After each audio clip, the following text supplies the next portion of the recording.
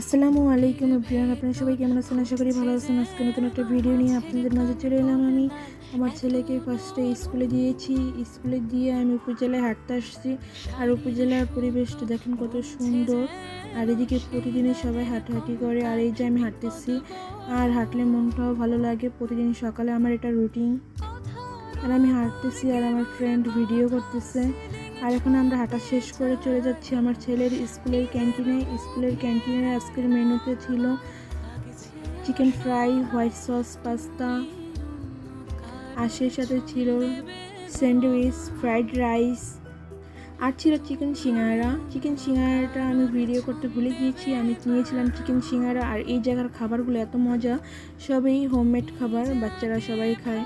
আর এই জায়গায় ছিল মাঠা, পুডিং, আর হলো পাইনাপেল জুস।